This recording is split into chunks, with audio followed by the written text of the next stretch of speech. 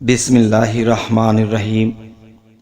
হে সমস্ত মুসলিমগণ, আপনাদের সামনে আজকে একটি আলোচনা নিয়ে আসলাম। সেই আলোচনাটি প্রত্যেকটা ফ্যামিলিতেই প্রয়োজন। প্রত্যেকটা ফ্যামিলিতে প্রয়োজন কেমন? যেমন এমন কোনো ফ্যামিলি তো নেই যে বাচ্চা কাচ্চা নেই। অনেকের বাবা, অনেকের মা, দেখা যায় একটা শিশু মানুষ, তাকে হেফজখানায় দিয়েছে, সে মুখস্থ করতে পারে না। যারা হেফজ শিক্ষা দেয় তারা বিরক্তি বোধ করে এবং ছেলেটিও কেমন খিটখিটে হয়ে গেছে, বাবা মার কথা শুনতে চায় না, তো কোনো কিছু মুখস্থ রাখতে পারে না, স্মরণ শক্তি কম। তো এমন ব্যক্তি আছে বাংলাদেশে ভুরি ভুরি, যে সন্তানেরা এরকম করে থাকে, পড়তে চায় না, অলসতা করে, আবার যদি পড়তে দেয় তা মনে রাখতে পারে না, বিভিন্ন যন্ত্রণা ভুগতে থাকে। তাই আমি এমন ব্যক্তিদের জন্য বা এমন শিশুদের জন্য আজকে আপনাদের কাছে একটি আমল নিয়ে হাজির হলাম, যে এই আমলটি কোরআন থেকে। কোরআনে আমল ছাড়া অন্য আমলকে আমরা তেমন একটা ভরসা করতে পারি না। যদিও আল্লাহ সর্ববিষয়ে সর্বশক্তিমান, সর্বজ্ঞানী, কিন্তু আল্লাহর কোরআনের বাহিরে সেটা হলো কি হাদিস। হাদিস থেকেও আছে, সেটাও করা যায়, কিন্তু কোরআনের থেকে তো আর বড় হবে না। তাই আমি আজ আপনাদের সামনে যে আলোচনাটি নিয়ে আসলাম, অবশ্যই আপনারা লক্ষ্য করবেন এবং এই নিয়মে করবেন। আরও একটি বিষয় হলো, শুধু হেফজখানায় নয়, দেখা গেছে বাহ্যিকভাবে যে পড়ালেখা করে পোলাপানে, দেখা গেছে পড়ার দিকে তেমন মন নেই, বিভিন্ন বকাঝকা করতে করতেও শোনে না, মারলেও শোনে না, মানে পড়ার দিকে মন নেই। আচ্ছা, এই এক। আরেকটা বিষয় হলো, যদিও পড়তে বসে, মানে দেখলাম 1 ঘন্টা 2 ঘন্টা শুধু খালি পড়লো, কিন্তু পরবর্তীতে 10 মিনিট পর তাকে জিজ্ঞাসা করা হয়েছে, সে বলতে পারে না। তো এই একটা বিশেষ যন্ত্রণা, যে এই যন্ত্রণায় কিন্তু অনেকেই ভোগে। তবে আমি মনে করব 100 ভাগের ভিতরে 95 ভাগ ফ্যামিলিগতভাবে ছেলে মেয়েদেরকে নিয়ে, শিশুদেরকে নিয়ে এই যন্ত্রণা ভোগ করে থাকে। তাই আপনাদের জন্য এর প্রতিকার হিসেবে কোরআন থেকে কিছু কথা বলা হবে, যা আপনারা শুনবেন, এবং যে কথাগুলো বলবো অবশ্যই আপনারা খাতা কলমে লিপিবদ্ধ রাখবেন, যেহেতু করে মনে রাখতে পারেন।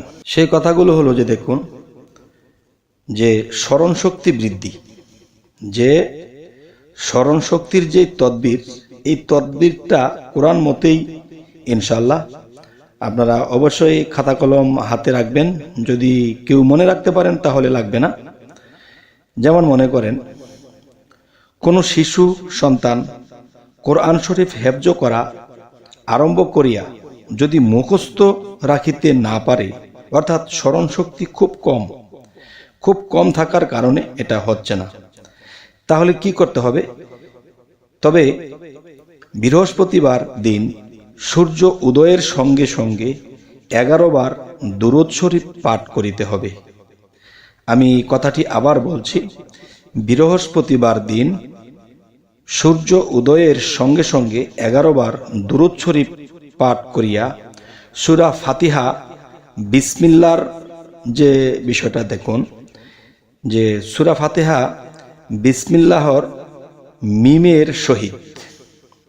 মিমের সহিত মিলাইয়া 41 বার পড়িবে।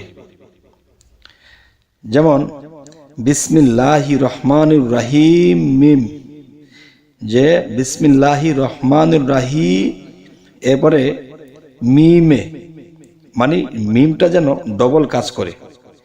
আচ্ছা, ডবল কাজ করারও এখানে কারণ আছে, কিন্তু এই নিয়মে করার চেষ্টা করবেন। আমি আবারও বলছি যে সূরা ফাতিহা বিসমিল্লাহির রহমানির রহিম, এরপরে মিমের, এই কথাটা বলতে হবে।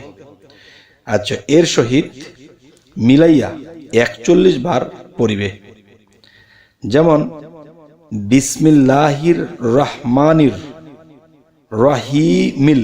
আমি অবশ্যই এই কথাটি স্ক্রিনে দিয়ে দেব, আপনারা যদি আমার কথাই বুঝতে না পারেন স্ক্রিন থেকে দেখে নেবেন ইনশাআল্লাহ। হামদুলিল্লাহি রব্বিল আলামিন, এভাবে বলার উদ্দেশ্য হইল এখানে স্মরণ শক্তির যে একটা কাজ এখানে আল্লাহ করে থাকবেন। অতঃপর কিছু চাউল মিষ্টি সহ ভুনা করিয়া, আবার বলছি, কিছু চাউল মিষ্টি সহ ভুনা করিয়া বাসি মুখে শিশুকে খাওয়াইবেন। আচ্ছা, এই আমল 11 দিন করিবে। আচ্ছা, আমি আবার বলছি যাতে করে আপনাদের মনে থাকে। কিছু চাউল মিষ্টি সহ বোনা করিয়া বাসি মুখে শিশুকে খাওয়াইবেন। এই আমল 11 দিন করিবেন। ইনশাল্লাহ শিশুর স্মরণ শক্তি বাড়িয়া যাইবে। আলহামদুলিল্লাহ, আল্লাহর কাছে লাখো কোটি শুকরিয়া। তবে আপনাদের কাছে যে কথাটি নিয়ে এসেছি, যে এই কথাটি গুরুত্বপূর্ণ সেই ব্যক্তিরাই দিবে যাদের শিশুরা এরকম অবস্থা করে। শুধু কোরআনের হেফজ বলে তাই নয়, দেখা গেছে অনেক শিশুরা ভালো স্মরণ শক্তি, যা বলা হয় তাই টাস টাস করে বলে দেয়, টাস টাস করে মনে রাখে। কিন্তু কিছু কিছু শিশু আছে যে এগুলো মনেই রাখতে পারে না। বারবার বলে দেওয়া যে তুমি এটা ইমুককে এই কথাটা বলো, বা তুমি এসে এই কাজটি করো, একটু পরে বলে গেছি। একটা শিশুর কাছে একটা কিছু দিয়েছেন যে বাবা এটা রাখো, সে যে কোথায় রেখেছে সে বলতে পারে না, মানে স্মরণ সে করতেই পারে না। তাহলে শুধু হেফজোর জন্যই নয়, এবং বাংলা, অঙ্ক, ইংরাজি এসব বিষয়েও, এবং কোনো কিছু সাংসারিক টুকিটাকি কোনো জিনিস রাখতে দিলে মনে রাখতে পারে না, এই বিষয়ে সকল বিষয়ে এই জিনিসটা কাজ করবে। তাই আপনাদের সামনে এটি নিয়ে হাজির হলাম। তবে আরও একটি কথা বলবো যে অবশ্যই আমাদের যে চ্যানেলটি, এই চ্যানেলটি কষ্টের জীবন মুক্তি। এই কষ্টের জীবন মুক্তি, মানুষের অনেক জীবনে অনেক কষ্ট, অনেক কিছু, যে মানুষ দেখা গেছে কোনো কিছু গুছিয়ে চলতে পারতেছে না, অনেক কিছু বিষয়ে রোগ বালাই, সমস্যা, পারিবারিক, এটা সেটা, চাকরি বাকরি, সমস্ত বিষয়ে আপনারা আমাদের এই চ্যানেলটিতে সমাধান পাবেন কোরআন মতে। তবে আমাদের এই চ্যানেলটি আপনাদের যদি ভালো লাগে অবশ্যই সাবস্ক্রাইব করে রাখবেন, পরবর্তী আলোচনা আপনাদের কাছে পৌঁছে যাবে। আরেকটা বিষয় হলো যে যদি এমন সমস্যায় যদি কেউ পড়ে থাকে তাহলে অবশ্যই শেয়ার করে দিবেন, যেন সেই ব্যক্তি এই ভিডিওটা পেয়ে অন্ততপক্ষে এই উপকারটা পায়। তবে হে জগতবাসী, সকলেই ভালো থাকবেন। আল্লাহ হাফিজ।